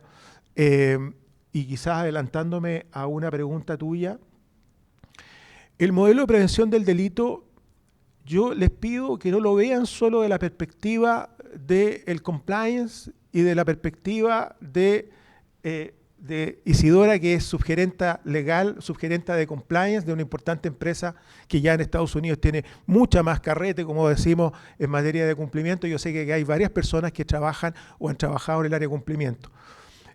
Yo creo que el modelo de prevención del delito tiene una cuota importante desde el punto de vista laboral. Y aquí también hay gerentes y subgerentes de recursos humanos o áreas, personas que trabajan en el área de recursos humanos. Yo creo que la construcción del nuevo modelo de prevención del delito debe tener una mirada laboral. ¿Por qué? Por dos razones. La primera, una del punto de vista normativo, porque todo mecanismo de control, todo, genéricamente hablando, de acuerdo al artículo 154, inciso final del Código del Trabajo, todo mecanismo de control debe resguardar los derechos fundamentales de los trabajadores. Y acá hay un punto bien importante, porque recordemos que esta ley lo que establece es que son sujetos de comisión de delitos que pueden transformarse en delitos de la persona jurídica. ¿Quiénes? Cualquier persona que posea un cargo, una función o una posesión. Es decir, cualquier trabajador de la empresa. Cualquiera. ¿Por qué? Porque todo trabajador de una empresa, de acuerdo al Código del Trabajo, debe tener una función establecida en su contrato de trabajo. La palabra posesión es un poquito lejana del derecho del trabajo, pero igualmente se identifica y uno entiende por qué está ahí. Pero además está vinculada a personas y agentes externos, asesores ¿ya? Incluso dice personas sin representación. Es decir, yo me pregunté, ¿podría ser un agente oficioso? ¿Alguien que opere como agencia oficiosa? No sé, puede ser difícil de pensar. Pero, ¿y por qué tiene este tema? Porque, segundo lugar, y aquí todos sabemos que desde hace bastante tiempo en las empresas no solamente existe un reglamento interno, sino que también existe un código de ética. ¿Y qué es lo que se ha dicho siempre? Es que para poder aplicar una medida disciplinaria, como la establece justamente esta ley, en cuanto a que el modelo de prevención debe tener procedimientos, protocolos, tiene que tener canal de denuncia y tiene que tener sanciones, esas sanciones van a ser finalmente sanciones laborales, ¿ya? Sanciones de carácter laboral. En consecuencia, cuando se desarrolle una investigación para justamente determinar la existencia de un eventual o potencial delito o conducta ilícita, necesariamente se deberán llevar a cabo procedimientos que respeten los derechos de los trabajadores, porque es un derecho fundamental, no solamente porque está en el Código del Trabajo, sino que porque está en la Constitución Política y porque tenemos un procedimiento en el Código del Trabajo justamente de tutela de derechos fundamentales. Por lo tanto, normativamente tiene un componente importante desde el punto de vista jurídico laboral. Y segundo, porque va a haber un tercero. Segundo, porque la figura que se ha mencionado acá del oficial de cumplimiento tiene dos componentes que son, del punto de vista laboral, tremendamente importantes. Primero, tiene que ser independiente. ¿Qué significa esto? ¿Va a seguir dependiendo o va a eventualmente seguir dependiendo del gerente legal o del fiscal? Yo diría que no. Porque si depende de una gerencia o alta gerencia, debiera dejar de ser independiente. ¿Por qué? Porque como subalterno le reporta a, ya no va a ser independiente. Y segundo, lo que a mí más me llamó la atención es que este oficial de cumplimiento debe tener facultades de dirección y administración, es decir, las facultades propias del empleador. Entonces, aquí es donde viene la necesaria complementación entre el área de cumplimiento ética con el área de recursos humanos. Porque si el oficial de cumplimiento, que va a pasar a ser una figura independiente y va a tener facultades de administración, va a tener facultades propias del empleador. Es decir, ya en esta materia por lo menos, ya va a haber una potencial disputa, en el buen sentido de la palabra en todo caso, una eventualmente disputa entre el área de recursos humanos y el área de cumplimiento. Porque sabemos quién ejerce las facultades propias de la administración y dirección de una empresa en materia de recursos humanos es el gerente del área, ¿ya? Y por último, desde el punto de vista organizacional, yo creo, y como acá lo mencionaba el senador, el fortalecimiento y la profundidad que le da esta ley al tema preventivo está vinculado fuertemente a la posibilidad y a la oportunidad que tiene el empleador de fortalecer sus canales de denuncia, sus canales de capacitación, sus canales, más que canales, actividades de capacitación. La disuasión interna a los trabajadores va a ser un rol fundamental. Por eso que destaco también el componente organizacional que va a tener esta ley cuando entre en vigor. Marcelo, para ir cerrando con una última pregunta, este bloque de preguntas hacia ti. Tú hablaste de las cotizaciones. Algunos de los delitos que se estarían sistematizando a los empleadores es apropiarse de las cotizaciones de seguridad social, declarar una remuneración imponible inferior a la pagada, el pagar una remuneración desproporcional e inferior al ingreso mínimo mensual, entre otros. ¿Cuáles serían las principales responsabilidades de los empleadores con sus trabajadores y qué tipo de protocolos recomiendas que realicen para evitar sanciones? Oye, este es un temazo, porque ¿por qué lo digo? Porque yo habiendo tenido una experiencia pública por mucho tiempo y ahora último una experiencia en el sector privado, uno se da cuenta que lo que creía cuando está en el sector público no es tan real. Uno normalmente cree en el sector público que sobre todo las grandes empresas todo funciona de joyería, todo funciona bien, porque tienen recursos, porque tienen buenos profesionales, etcétera.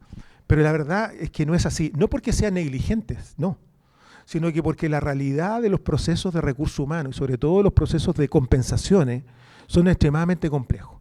No solamente, y aquí incluso hay aspectos que tienen que ver con beneficios individuales, beneficios colectivos. Administrar un contrato colectivo. Una empresa cuando firma un contrato colectivo no solamente lo firma, lo tiene que administrar. ¿Y qué significa administrar? Lo tiene que procesar, lo tiene que pagar. Y la verdad que muchas veces se cometen errores. Y hay lo que muchos acá van a hacerles familiar, lo que son los reprocesos, ¿ya? Todos los errores que se cometen porque se ingresó mal. Hoy día tenemos, obviamente todo esto va a ir mejorando y va a ir mejorando porque ya no está solamente la persona encargada de remuneraciones, sino que hoy día hay software muy avanzado, pero siempre se van a cometer errores porque los software tienen que ser alimentados.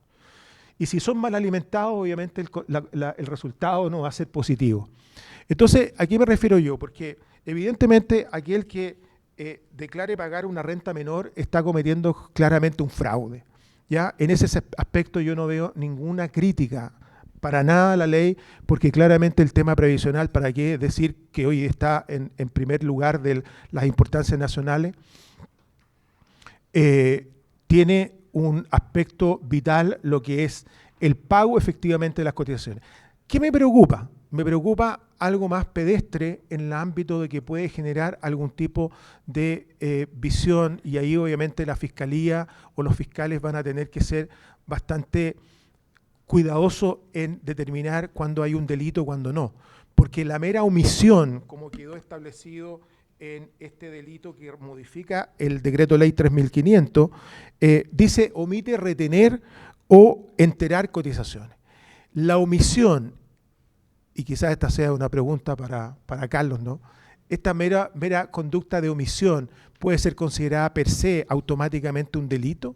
Yo lo veo complejo, pero yo no soy penalista, ni menos fiscal o exfiscal, ¿ya? Y que me quería referir, para terminar mi intervención, a un delito que yo sé que ha causado, es de los delitos que ha causado bastante preocupación y temor en el ámbito laboral, que es el delito del abuso grave, ¿ya? Y yo sé que han habido muchas elucubraciones respecto de este delito, pero la verdad que yo también quiero, como el resto de los ponentes, bajar un poquito las revoluciones. ¿Por qué? Porque este delito no es simplemente pagar menos del ingreso mínimo. Desde ya deberíamos hacer que cualquier empleador, pequeño, micro, grande, mediano, en Chile tiene un deber fundamental, que es contratar a las personas a través de un vínculo formal y con el respeto de los derechos mínimos y irrenunciables laborales, que es en este caso pagar el ingreso mínimo. Por lo tanto, yo no veo a nadie en una figura de pagar menos que el otro, de la competencia, que alguien se fue y yo no gano menos. Creo que eso hay que despejar esa duda o ese temor. Y en segundo lugar, porque estamos frente a lo que en la propia comisión se expresó por parte de la abogada, no me acuerdo, Matías, tú la nombraste, que participó como académica, Verónica, ella justamente señaló en la comisión, dentro de la historia de la ley, que aquí estamos hablando de un delito de abuso laboral o de explotación laboral, ya no meramente una diferencia salarial, de un abuso laboral y habitacional. Por lo tanto, estamos frente a un conjunto de delitos que podríamos identificar desde la perspectiva laboral: trata de personas, abuso laboral y abuso personal, como señalaba la profesora Rosenbluth. Muchas gracias, Marcelo. Un aplauso para Marcelo por su intervención.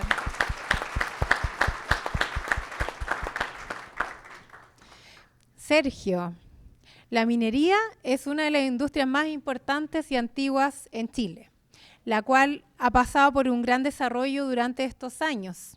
Según datos del INE, el índice de producción de minería tuvo un incremento del 0,2% respecto a igual mes del año anterior. Ante esta situación y analizando las empresas mineras en Chile, ¿cómo cree que estaría afectando a ellas esta ley tanto del lado de los delitos económicos como de los medios ambientales? ¿Existe un protocolo en la industria correspondiente para los empleadores? Con el cual hemos tenido bastante contacto en el último tiempo, una gran incorporación a esta empresa a la comunidad de negocios en Chile, y también a Marcelo por su invitación, Albornoz.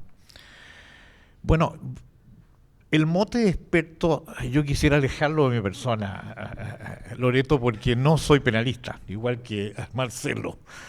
Mi especialización es tributación, derecho corporativo y minero. Pero quiero hablar desde la voz de los potencialmente imputados. O sea,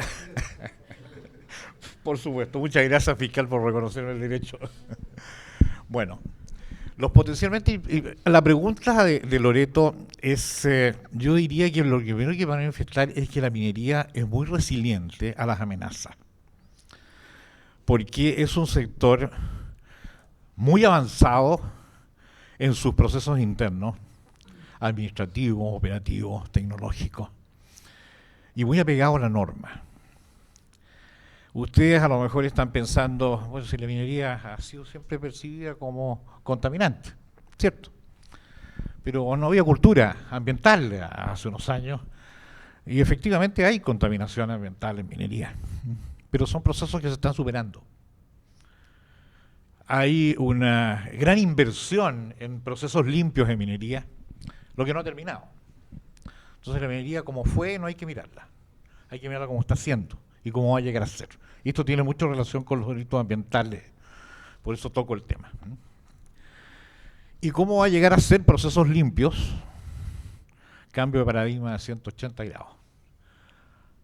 90 grados, procesos limpios, 180 grados cuando la gente se dé cuenta que la minería produce los minerales esenciales para mitigar el cambio climático. O sea, vamos a pasar del problema a ser la solución. En ese proceso estamos fuertes. Y forma parte de este proceso evolutivo lo que efectivamente estamos percibiendo en cómo vamos a tomar la administración de estas nuevas leyes. Y las minerías ya están efectivamente preocupadas de implementar, más bien mejorar los modelos de prevención del delito que nos impuso la ley 20.393 hace 14 años. Con 3 delitos, con 9 delitos y con 16 delitos, en fin. Y con más de 200 hoy día, ¿no es cierto?, que se ha mencionado. O sea, lo que tenemos hoy de modelos de prevención del delito no es suficiente. Y eso lo hemos transmitido claramente desde nuestro gremio a Primina a las empresas, a las 132 empresas asociadas que tenemos, que son probablemente los contratistas más grandes del sector minero. ¿Están preocupados? Sí. Están un poco asustados en algunos casos. Yo creo que hemos escuchado algunas palabras aquí del senador y de Carlos que pueden un poco llamarnos a cierta tranquilidad, ¿no? Especialmente por el temor que existe más bien a conductas de omisión que pueden generar daño, ¿no? Que pueden haber atenuantes interesantes ahí. Yo no estaría muy de acuerdo con Matías en cuanto a que la implementación de un modelo de prevención del delito implementado efectivamente con todos los instrumentos que contiene y certificado, ¿no es cierto?, validado, puede ser un eximente cuando efectivamente ocurre un delito dentro de la empresa. Alguna sanción puede ser eximente para la empresa. Yo creo que ese es el sentido, ¿no es cierto, senador, que usted señaló. Pero no para quienes lo cometieron, no puede ser evidentemente. Entonces ahí creo que es bien importante dejar una claridad, porque no quiero que quedemos todos tranquilos diciendo, tenemos modelo de prevención de delito, estamos exentos de responsabilidad penal. Eso no es así. La empresa sí. Ahora, cuando tú me dices estamos preocupados, ¿qué está haciendo la minería? La minería está ampliando su modelo de prevención de delito en función de estos nuevos desafíos, para que en un año más estemos ya preparados para enfrentar la vigencia de la ley que afecta a la empresa en un año, pero a las personas desde ahora. La vigencia es inmediata. De manera que hay que distinguir ahí. Ahora, ¿qué es lo que contiene ese modelo de prevención del delito? Primero, un código de conducta o código ético. Código de conducta de negocio, código ético. Lo tenemos hace mucho tiempo. Nadie entra a Primin sin firmar un código de ética, por ejemplo. Lo comparten. Tenemos también, obviamente, las normas que hay que incorporar ahora en esta ampliación del modelo de prevención del delito en el reglamento de orden, higiene y seguridad. Es necesario incorporar normas en ese reglamento para, de alguna manera, que se entienda, conocido por todos quienes laboran en la empresa, que es la obligación de conocer cualquier trabajador de cualquier rango el reglamento de esta naturaleza, ¿verdad? Después tenemos también normas que deberían incorporarse en anexo a los contratos de trabajo, principalmente para las principales jerarquías, que son los que tienen, desde luego, responsabilidad penal mucho más fuerte que los mandos medios o las personas que no tienen niveles de jefatura. También incorporarlo, por ejemplo, en los contratos con los clientes y con los proveedores, porque son stakeholders que también de alguna manera pueden estar vinculados afectando la responsabilidad de la empresa o la responsabilidad de sus ejecutivos. Procedimientos, protocolos, desde luego, de cumplimiento, canal de denuncias. Encargado de compliance, yo diría encargados en las grandes empresas de compliance, porque probablemente no va a ser suficiente un solo encargado, dada la multiplicidad de operaciones que una empresa de gran magnitud tiene y la complejidad de sus procesos. Mapa de riesgo, desde luego. Alguien mencionaba aquí que el mapa de riesgo debe ser lo primero que hoy día ya se esté trabajando en las empresas para incorporar esta nueva legislación a nuestras obligaciones. Por ejemplo, mapa de riesgo que incluya gradualidad del riesgo en cuanto a potencialidad de ocurrencia y grado de afectación del daño. Entonces, la típica curva, ¿no es cierto?, de la línea L, más la curva que diga más arriba los que más potencialmente pueden ocurrir, los que más daño ocurran, hasta los que menos pueden ocurrir y los que menos daño provoquen. Y por lo tanto, privilegiar los controles, las decisiones o procedimientos de mitigación de esos daños hacia aquellos que tienen obviamente mayor impacto en el daño y en la probabilidad de ocurrencia, en las dos líneas, ¿verdad?, de la L. Por ejemplo, cuando la segunda pregunta, Loreto, era, si me lo repites, por favor. ¿Existe un protocolo en la industria correspondiente para los empleadores? Sí, bueno, ya algo lo he tocado. Efectivamente, los protocolos existen en toda la gran minería y la mediana minería. Existen hace mucho tiempo. Creo que el sector minero, por ser probablemente, no diría porque a lo mejor es muy farsante decirlo, pero es uno de los sectores que tiene mejores protocolos en todo sentido. Porque son niveles de producción muy tecnológicos, muy especializados. Aquí no es lo que se dice tan liviano y responsablemente se saca la tierra, se deja un hoyo y se llevan la riqueza más afuera. Si conocieran lo complejo que es el poder transformar un 0,3% de contenido de cobre en una tonelada de tierra y hacerlo en forma rentable y en forma responsable con la comunidad y en forma cada vez más responsable con el medio ambiente y el cumplimiento de toda la normativa y ser cada vez más resiliente en todos los riesgos que hay, no se debería afirmar una falacia de esa naturaleza.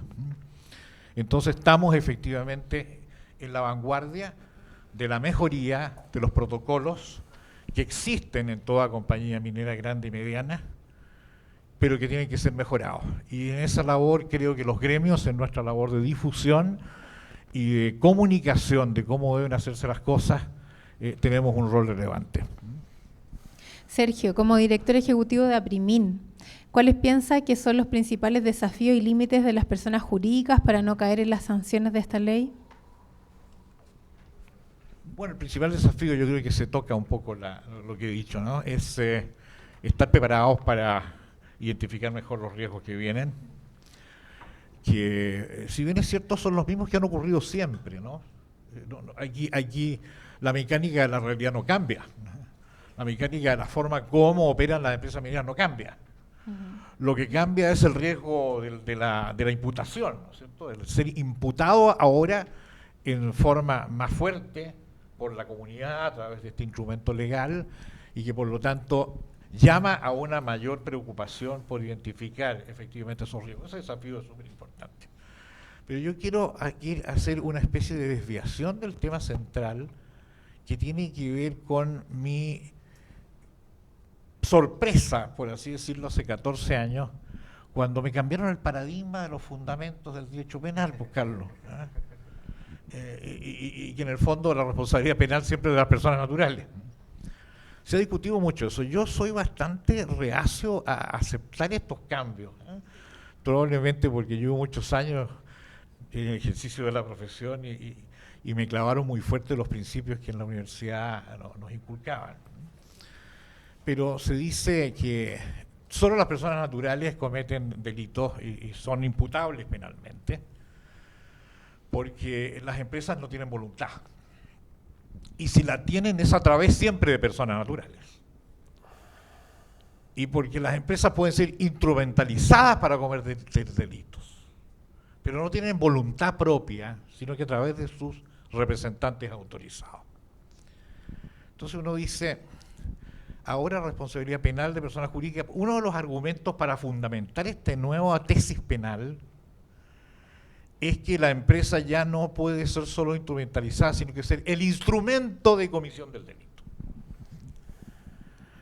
Entonces yo me pregunto, ¿es válido ese argumento para imputarle responsabilidad penal a personas jurídicas? ¿Qué es un instrumento? Un instrumento es eso, un medio para, pero el instrumento no tiene voluntad, sino de quien lo usa. La empresa puede ser instrumentalizada, perfecto, no tiene responsabilidad. Instrumento tiene responsabilidad penal, pero ese es un instrumento. Cuando un instrumento tiene voluntad propia, sin un medio para el manejo de la voluntad de quien la representa. Sinceramente les digo, aquí también se habló de la responsabilidad objetiva. Yo creo, Carlos, que hay responsabilidad objetiva en muchos casos. Hay que tener cuidado igual. Hay que tener cuidado igual. Porque, por ejemplo, quiero poner un caso. Se discute en un directorio el riesgo que tiene una planta industrial de contaminar por emisiones o por filtraciones. Se discute en el directorio. Cuidado. Si antes de esa discusión y la inclusión en el acta de la sesión de directorio se deja constancia de ese riesgo y no se tienen todos los instrumentos y las decisiones tomadas para poder evitarlo. Porque a sabiendas de que puede ocurrir algo, la omisión lo transforma en una conducta punible. Ese riesgo existe. Por lo tanto, yo no diría que hay que tratar de evitar en el acta de poner algo que se discutió, porque sería una recomendación, ¿no es cierto?, bastante ilegítima. Pero sí digo, cuando vayan a discutirse estos temas, vean bien si tienen los instrumentos para mitigarlo y para evitar la responsabilidad que surja de esa negligencia o de esa omisión. Me parece súper relevante eso. Sergio, una última pregunta para cerrar el bloque con usted respecto a la institucionalidad medioambiental. Es evidente que la aplicación de esta norma requiere autoridades y organismos que cuenten con recursos y herramientas para fiscalizar estos delitos. Pero si bien aumenta considerablemente el número de delitos, no aumenta el presupuesto para enfrentarlos. Entonces cabe preguntar, ¿necesitaremos más fiscales y jueces que tengan la capacidad de investigar y denunciar este tipo de causas? Loreto, esa es la angustia de todos los organismos fiscalizadores e investigadores. Les lo digo con conocimiento de causa, porque yo estuve 5 años en la vicepresidencia ejecutiva de Cochilco, que nos imputaron negligencia por no haber descubierto algunas irregularidades en Codelco. Y nos lo imputó el Contralor General de la República, del cual teníamos colaboración porque somos organismos fiscalizadores en ese tiempo, y ahí tuvimos una reunión cuando era fiscal Carlos, ahí tuve el agrado de conocerlo, en que actuó en forma sumamente profesional y muy objetiva. Le agradezco mucho, Carlos, esa visión independiente que nos dejó muy tranquilos por lo demás. Bueno, ¿Por qué digo que es una angustia? Porque efectivamente los medios con los cuales uno puede fiscalizar son siempre escasos respecto a la potencialidad de las irregularidades fiscalizadas. Es muy complejo. Fíjense ustedes que teníamos 7 fiscalizadores en Cochilco el año que yo ingresé a la vicepresidencia ejecutiva, el año 2014, y el año 2019, cuando renuncié y me vine a Primín, teníamos 13 fiscalizadores para 18.000 trabajadores directos de Codelco, 1.200 en Enami, para las empresas mineras exportadoras también que se fiscalizaba, en fin, todo lo que es la exportación de concentrados.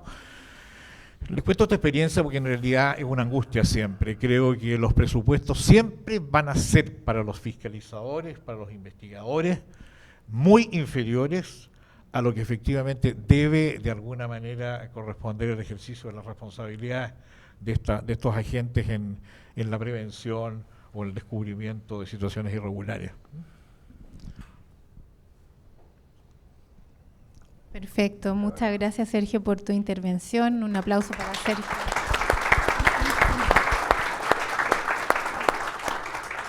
Y para ir cerrando ya este conversatorio y esta ronda de preguntas, Isidora, a partir de tu expertise en el compliance y el enfoque que trabajas respecto a los delitos económicos, se sabe que la cultura compliance será algo estratégico y fundamental para las empresas para no caer en delitos económicos. En base a tu experiencia, ¿qué le recomendarías a los gerentes, presidentes, socios y similares para crear un protocolo exento de riesgos y para no transgredir esta ley? ¿Qué puntos se debe tener presentes para poder realizarlo de manera exitosa? Muchas gracias, Lore. Gracias también por la invitación. Gracias, Marcelo. La verdad es que es un honor estar participando aquí con este tremendo panel. Bueno, desde mi experiencia, primero señalar que tenemos que partir de la base que estos no son delitos nuevos. Nosotros estamos hablando de delitos que ya existían, ciertas infracciones que existían en distintos cuerpos normativos, en distintos mercados regulados. Por lo tanto, las empresas ya deberían estar de una u otra manera bastante avanzadas en este camino, ¿cierto? Porque para poder operar simplemente ya deberían tener ciertos protocolos existentes, ¿cierto? Funcionando.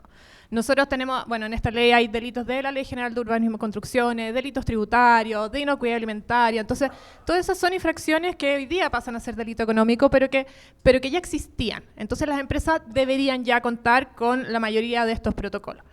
Ahora bien, yo creo que más que un protocolo propiamente tal, yo creo que esto se trata de una cultura de compliance, de una cultura de ética e integridad de las empresas que obviamente va a depender, como bien dice también la normativa, va a depender del tamaño, del giro de la empresa, quizás los recursos que van a poder destinar a esta cultura de integridad, pero yo partiría de la base de que tenemos que tener un encargado de compliance. Acá, una de las cosas que se recomienda justamente es que el encargado de compliance, y que obviamente dependiendo del tamaño puede ser una gerencia de compliance, un encargado de compliance, pero ojalá que sea una persona independiente del área legal, que reporte directamente al directorio, porque se necesita esta independencia para poder tener mayor objetividad, ¿cierto? Para poder en el fondo manejar mejor los recursos y para poder destinar el tiempo a dedicarse a mejorar esta cultura de integridad y de ética. ¿Ya? También creo que, bueno, la ley de delitos económicos, como mencionaban, tiene más de 200 delitos. No todos los delitos aplican a todas las industrias. Entonces, lo primero que hay que hacer es sentarse a estudiar, revisar cada uno de los delitos, ¿cierto? Y ver, bueno, cuáles van a aplicar, cuáles creo yo que son aplicables a mi rubro, cuáles creo yo que son aplicables al giro de mi empresa, cuáles creo yo que son aplicables también a los terceros con los que trabajo, ¿cierto? Que me prestan servicios de una u otra manera. Y en este estudio, venir a actualizar el modelo de prevención del delito, que mucha gente pregunta, bueno, ¿cada cuánto tiempo actualizamos el modelo? O sea, en mi opinión, tiene que ser una actualización permanente, porque no podemos decir así como ya, una vez al año. Las modificaciones legales ocurren todo el tiempo, ¿cierto? Tuvimos algunas en mayo de este año, ahora tenemos la ley de delito económico, van a venir más modificaciones, y también con los nuevos negocios. Nosotros, si tenemos un negocio nuevo que vamos a desarrollar y actualizamos el modelo en mayo y el negocio parte en diciembre, bueno, tenemos que volver a actualizarlo, porque la gracia de los modelos de prevención del delito es que se basen en los procesos. Yo tengo identificados los procesos en el modelo de prevención del delito y luego de eso veo de qué manera podría cometer una infracción en ese proceso para implementar el control adecuado. Entonces, partir de la base de cuáles son los procesos de la empresa y actualizar de manera constante, porque así como el negocio es dinámico, la actualización del modelo también va a tener que ser dinámica, ¿ya? También apalancarse de las cosas que ya existen. Muchas veces cometemos, creo yo, el error en compliance de decir, como ya, voy a inventar la rueda, ¿cierto? Y voy a implementar todos estos controles. Pero después, cuando tú ahondas un poquito más con el área de recursos humanos, con el área comercial o con las distintas unidades de negocio, te das cuenta de que eso ya existía de alguna manera. Entonces, cae toda la importancia de conocer bien el negocio desde los equipos de compliance para poder apalancarse y así no repetir y gastar recursos adicionales. Entonces, en estos procesos, súper importante apalancarse de lo que ya existe. Y también, bueno, como comentaba Sergio, revisar los procesos que tienen terceros y revisar los contratos con terceros. O sea, nosotros en este momento deberíamos estar actualizando, ¿cierto?, los contratos con terceros, revisando cómo vamos a hacer el proceso de actualización de anexos de contratos, ¿cierto?, para incorporar la ley 21.595 en las cláusulas contractuales con los terceros con los que trabajemos. Y lo más importante para mi gusto es el tone from the top, que comúnmente mencionamos en compliance, que tiene que ver con cómo esta cultura se baja desde los gerentes, presidentes, hacia abajo, ¿cierto? Porque nosotros no sacamos nada con decir, sí, estamos comprometidos con la ley 21.595, ¿cierto? Si es que eso no se ve realmente plasmado. ¿Y cómo creo yo que se tiene que revisar? No solamente con el comunicado, ¿cierto? Que, no sé, podemos sacar el comunicado del gerente general diciendo se publicó esta ley y estamos muy comprometidos, sino que necesitamos que eso se vea reflejado también en lo cotidiano. Porque si las unidades de negocio, por ejemplo, no tienen esta bajada de cultura, de ética, integridad en sus objetivos, es muy difícil que puedan dedicarle el tiempo, porque obviamente las unidades de negocio le van a dedicar tiempo a lo que van a evaluar a final de año, ¿cierto? A lo que va a venir a la evaluación de desempeño, a los objetivos que tienen, ¿cierto? Entonces tiene que ser medible, tiene que tener un KPI, tiene que ser algo que los directorios, que los distintos gerentes, los gerentes de primera línea, en sus evaluaciones también digan, oye, ¿sabes qué? Yo quiero saber cómo vamos en esto. Tiene que haber un indicador en la evaluación de desempeño de ética y integridad. Eso para mí creo que es algo súper importante y es la manera real de decir, bueno, bajamos este tone from the top, ¿cierto?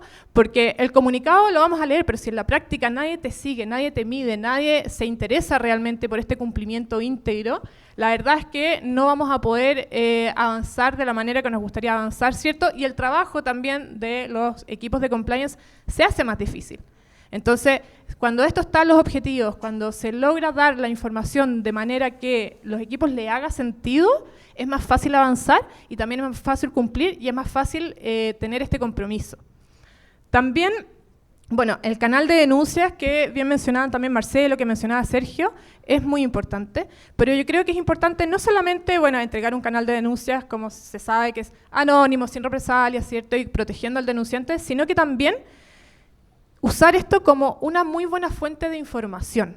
Cuando nosotros tenemos un canal de denuncia que no tiene ninguna denuncia, algo está mal. Algo está mal, algo no está funcionando, porque los canales de significa que quizás la gente no se atreve, ¿cierto?, que tenemos que mejorar el canal de denuncia. Y cuando tenemos muchas denuncias que son por el mismo hecho, bueno, vamos a arreglar el problema, ¿cierto? Vamos, tomemos esa información, usemos las denuncias de los canales de ética, ¿cierto?, como una fuente valiosa de información para ir a mejorar los procesos. Si yo tengo los mismos casos, se repiten constantemente, bueno, vamos a ver dónde está la causa raíz, mejoremos este proceso, ¿cierto?, para que no vuelva a ocurrir. Y luego de eso vamos a poder ver si nosotros teníamos por el tema X 100 denuncias en el semestre o 100 denuncias en el año y vemos que el año siguiente bajamos a 50 porque logramos atacar la causa raíz, eso también es un buen KPI. Entonces yo creo que eso es súper importante tener presente y no solamente que se quede como en el canal de denuncia, atacamos el problema, sancionamos, que también es importante sancionar cuando corresponde, ¿cierto?, sino que también utilicemos esa información que es muy valiosa. Lo mismo con los juicios. Yo creo que los juicios que tiene la empresa son también información muy valiosa. Si yo tengo muchos juicios sobre accidentes laborales, muchos juicios relacionados a subcontratación, bueno, vamos, revisemos cuáles son las cosas que están fallando y ataquemos la causa raíz para poder mejorar ese proceso y implementar los controles que nos están faltando, porque si tenemos tantos juicios relacionados a eso es porque algo no está haciéndose bien. Perfecto. A propósito de los límites y las sanciones que mencionas tú, ¿nos podrías explicar un poco más sobre las principales funciones, la colaboración que tendrá el área legal de las empresas para poder complementar el trabajo de los gerentes, los CEO, presidentes, entre otros, con el fin de evitar realizar algún tipo de delito económico? Sí, a ver, primero, bueno, como comentaba al principio, yo creo que es súper importante esta independencia de las áreas de compliance respecto del área legal. Entonces, en el fondo me voy a referir en la pregunta como la persona encargada de compliance, que ojalá no sea de legal, pero bueno, si es también les sirve la respuesta. A ver, yo creo que algo que mencionaba anteriormente, pero que es difícil hacer, es conocer bien el negocio. Porque finalmente cada uno tiene su formación profesional, ¿cierto? Y es difícil conocer el negocio. Uno cree que lo conoce, pero después en verdad no lo conocía tanto. Entonces, yo creo que hay que destinar los recursos, el tiempo, las horas hombres necesarias para que las personas que están a cargo de un área de compliance puedan conocer cabalmente el negocio para poder implementar los controles adecuados. Porque si tú no entiendes el idioma que hablan en logística, que hablan en comercial, que hablan en, no sé, cualquier otra área, difícilmente vas a poder entender dónde está la necesidad de esa unidad de negocio para implementar controles, ¿cierto?, para evitar la comisión de los delitos económicos. Entonces yo creo que la primera tarea es interiorizarse en el negocio y acá que los gerentes, ejecutivos, etcétera, sepan que esto es algo que se tiene que hacer y que por lo tanto van a tener que destinar recursos a eso, o sea, van a tener que tener paciencia del abogado sentado quizás en el área. Una de las cosas que por lo menos yo estuve a cargo del programa de libre competencia, que fue reconocido por el Tribunal de Defensa de la Libre Competencia, y una de las cosas que más me funcionaba para poder interiorizarme era sentarme con los comerciales. Yo no me sentaba en la otra oficina, ¿cierto?, en el 5º piso, no, con los comerciales. Porque cuando los comerciales o cuando los distintos equipos, las distintas unidades de negocio te conocen, saben quién eres, tienen un problema, saben a quién recurrir, el problema se va a poder solucionar y vas a poder mitigar de la manera adecuada, vas a poder ser el asesor en serio. Pero cuando la gente te tiene susto, cree que los de compliance vienen a obstaculizar el negocio, que van a frenar el negocio, entonces mejor no le digamos nada porque si no, no vamos a poder seguir avanzando con esta idea, la verdad es que las cosas no avanzan, no funcionan como querríamos. Y cuando conocemos el negocio, vamos a poder ayudar a que esto no se obstaculice, vamos a poder ayudar a que a ser creativos en el fondo, a poder ayudar en el lenguaje que ellos necesitan que les ayudemos para poder hacer en el fondo las cosas de la manera correcta. Yo tuve la suerte de trabajar un año como comercial, justamente con este objetivo de ir a trabajar en comercial para aprender del negocio, y la verdad es que yo creí que yo sabía del negocio, y en comercial me di cuenta que no sabía del negocio, y tuve que aprender mucho del negocio, y para mí hoy día es un antes y un después. O sea, un año trabajando en el área comercial para mí fue un punch como de información, y hoy día de todas maneras puedo ayudar mucho mejor a todos mis compañeros de trabajo, ¿cierto?, que están en las distintas unidades de negocio. Yo creo que no podemos remitirnos a solamente crear procesos que no van a ser vistos. Yo creo que tenemos que remitirnos a crear cercanía, crear lazos, porque finalmente nosotros, como decía Sergio, hay una responsabilidad penal de las personas naturales. Pero nosotros no podemos esperar que las personas naturales de una empresa sepan exactamente cómo operan 200 delitos económicos, ¿cierto? Porque nunca lo van a saber, y con una capacitación una vez al año online, en que lo están haciendo así, ¿cierto?, para poder hacerla rápido mientras hacen otra cosa, no van a aprender. Entonces, la única forma de aprender es en el día a día, porque ninguno de nosotros es experto probablemente en los 200 delitos, menos una persona que su rol es estar, no sé, en comercial negociando en logística a cargo de la góndola, ¿cierto? Entonces, yo creo que esta cercanía con las unidades de negocios es muy importante para mejorar los controles, generar la cercanía para que te pregunten, para que se atrevan, para que sepan que no vas a obstaculizar el negocio, sino que vas a avanzar con ellos para que ellos puedan estar tranquilos, dormir tranquilos de que están trabajando de la manera correcta. Yo creo que esa es sin duda la clave. Y también las áreas legales o de compliance o las personas que estén a cargo, revisar jurisprudencia nacional y comparada.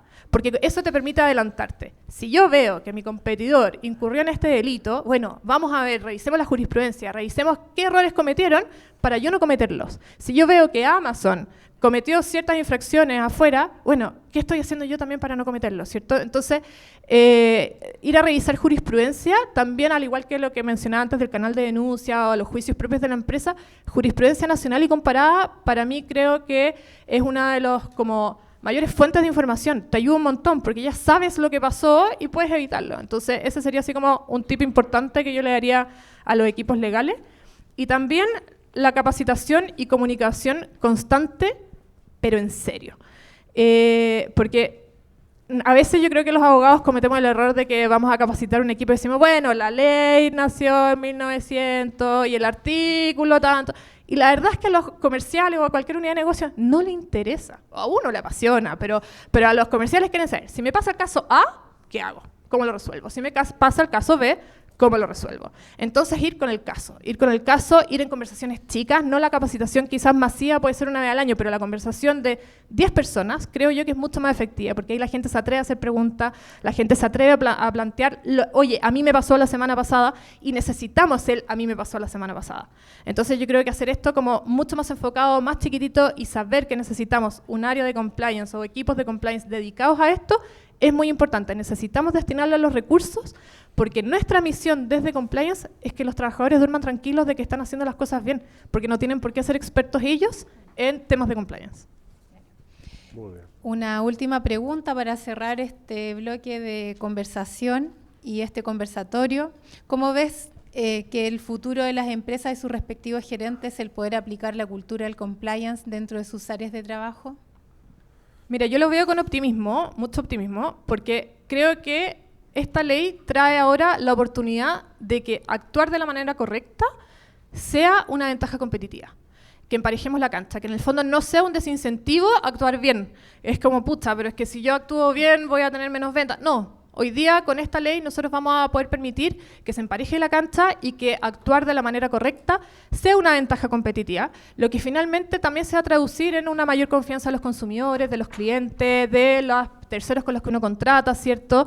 De las personas, de los inversionistas, entonces, de las personas que trabajan. O sea, yo creo que hoy día las personas que trabajamos en compliance, si estás en un proceso, por ejemplo, laboral, tú dices, bueno, tengo que ver bien a qué empresa me voy, porque hoy día puedes estar formalizado, ¿cierto? Hubo un caso hace poco que el gerente de compliance y el analista estaban formalizados, y por mucho que queden absueltos, igual estuviste formalizado, igual salió tu nombre en el diario, entonces hoy día uno se fija en cuál es el prestigio de la empresa, cuál es la reputación de las empresas a la hora de tomar esas decisiones. Entonces yo lo tomaría como una súper oportunidad para tener esta ventaja competitiva, ¿cierto? En todo ámbito, en ámbitos de negocio, en ámbitos de contratación, en ámbitos de reputación, de inversiones, porque la verdad es que no puede ser que estemos en una sociedad en que actuar de manera inapropiada sea conveniente. Yo creo que la sociedad necesita que actuar de manera inapropiada no convenga. Y eso es un poco lo que viene a zanjar esta ley. Entonces, aumentando la sanción, el comiso de ganancia, etc. Entonces, hoy día, gracias a la ley de delito económico, actuar de manera adecuada va a ser una ventaja competitiva y no va a ser, ¿cierto?, una desventaja o no va a convenirme infringir las normas porque, total, me conviene pagar la multa. Entonces, yo lo veo de esa manera. Pero también creo, y para terminar, que es muy importante no perder el foco. Es muy común escuchar que el modelo de prevención del delito es para eximirse responsabilidad, ¿cierto? Entonces las áreas trabajan en la evidencia, mucha evidencia, ¿cierto? Nosotros estamos trabajando y guardamos la evidencia de la capacitación, firmamos el protocolo, firmamos, ¿cierto?, el código de conducta cuando entramos, pero el objetivo real de un modelo de prevención del delito no tiene que ser eximirse responsabilidad. El objetivo real de un modelo de prevención del delito es no llegar a juicio. Es no llegar a juicio porque hiciste las cosas de la manera correcta y porque le entregaste a todos los equipos de tu empresa las herramientas adecuadas para trabajar de la manera correcta y dormir tranquilos de que están haciendo las cosas bien. Ese es el verdadero foco. Entonces no podemos perderlo en protocolos, checklists, como decían antes, sino que tenemos que realmente, las empresas tenemos que tener este foco de esta manera vamos a estar mejor, nuestros trabajadores van a estar mejor y nosotros vamos a poder dormir tranquilos. Muy bien. Muchas gracias, Isidora. Un aplauso para ella también.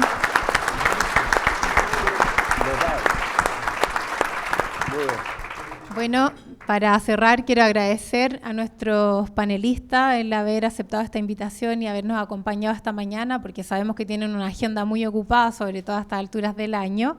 Y agradecerle también a todos los asistentes, espero que haya sido una instancia provechosa para cada uno de ustedes. Los invito ahora a escanear el QR que va a aparecer en la pantalla para que respondan una breve encuesta que nos ayuda a mejorar eventos como este y luego los invito a tomar un break con un rico café para que puedan hacer networking si es que deciden quedarse un rato más acompañándonos. Muchas gracias a todos, que tengan una excelente jornada. Muchas gracias.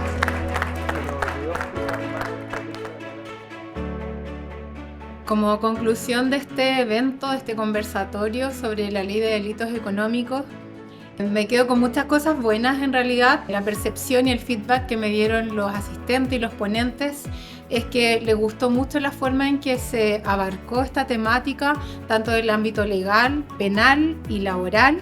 Los panelistas que nos acompañaron en este conversatorio estuvieron a la altura, la verdad. Tratamos de acercarnos y acercar la ejecución de esta ley desde la mirada, desde el origen, con Matías Walker, que nos habló de cómo se estructuró y las limitaciones que tuvo en torno a esta ley. Carlos Gajardo, quien también nos pudo dar su percepción desde el aspecto penal y su contribución como ex fiscal nacional. Por otro lado también estuvo Marcelo, quien nos dio su visión desde el ámbito laboral como ex director de la ADT, y también desde la perspectiva minera y el impacto que tiene esta nueva ley en el medio ambiente. Nos habló Sergio Hernández, el director ejecutivo de APRIMIN, y finalmente acercarlo a la práctica del compliance, que fue con Isidora Marín. Entonces esto tuvo un cierre, una apertura y un cierre bastante completo, donde los asistentes felicitaron a la producción del evento, a Fiabilis, a Albornoz, con quienes trabajamos en colaboración, porque se fueron con ideas muy claras sobre cómo puede ser la ejecución para ellos como representantes legales, para las empresas, para las personas. Así que nos vamos muy contentos y satisfechos de haber podido generar esta instancia de colaboración con Albornoz y compañía, y esperamos también seguir generando más instancias como esta a través de Fiabilis y Fiabilis Learning+. Muchas gracias.